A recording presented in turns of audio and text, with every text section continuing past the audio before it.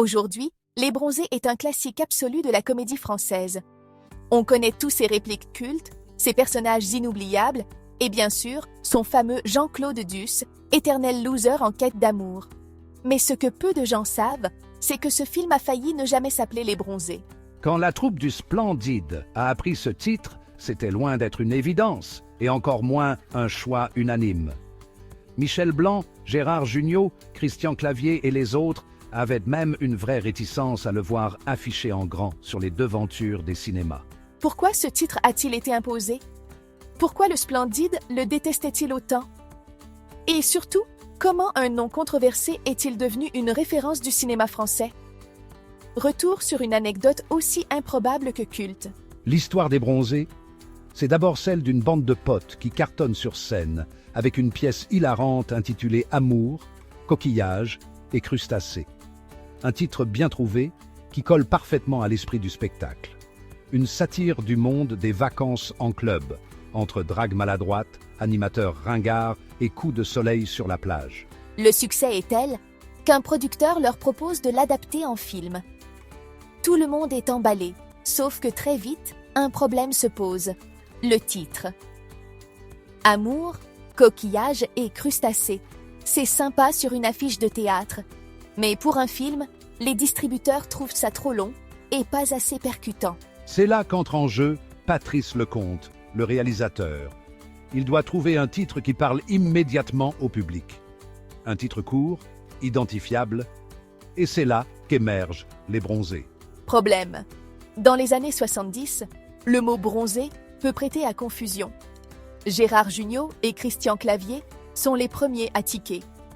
On va passer pour quoi avec un titre pareil? Se demande-t-il. Dans l'esprit du Splendide, le film est avant tout une comédie sur les vacanciers en club, pas une quelconque référence ambiguë. Mais le réalisateur et la production sont formels.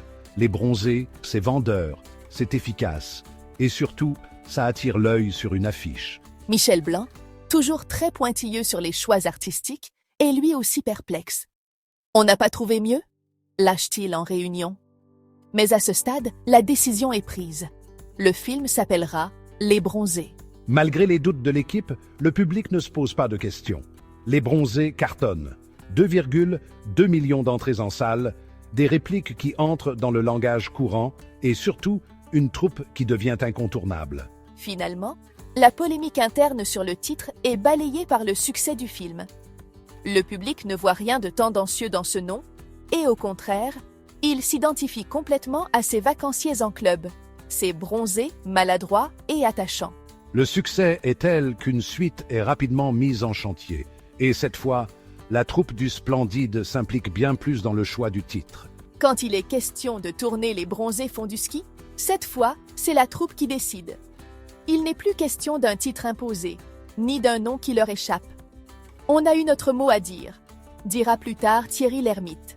Avec un titre aussi simple qu'efficace, Les Bronzés font du ski devient encore plus culte que le premier opus. Et ironie du sort, Michel Blanc, qui avait détesté l'idée de faire une suite, finit par reconnaître que c'était une erreur. Des années plus tard, il avouera dans une interview « J'ai longtemps regretté d'avoir refusé d'écrire « Les Bronzés font du ski ». C'est sans doute l'un des meilleurs films du Splendide. » Avec le recul, cette anecdote sur le titre des Bronzés montre à quel point le Splendide était une troupe perfectionniste et exigeante. Ils ne voulaient pas seulement faire rire, ils voulaient contrôler leur image, leur message et surtout éviter tout malentendu. Mais ce qui est fascinant, c'est que ce qui semblait être une contrainte est devenu une marque de fabrique. Aujourd'hui, qui pourrait imaginer que Les Bronzés est un autre titre? Parfois, même les décisions qui paraissent absurdes sur le moment peuvent devenir des coups de génie. Aujourd'hui, Les Bronzés n'est plus juste un film, c'est une institution. Un classique du cinéma français qui traverse les générations. Et dire que tout a commencé avec un titre que personne ne voulait... Comme quoi, l'histoire du cinéma est parfois pleine de surprises. Et vous, aviez-vous déjà entendu parler de cette controverse autour du titre? Vous auriez choisi quoi à la place? Dites-le en commentaire. Abonnez-vous pour plus d'anecdotes sur le cinéma.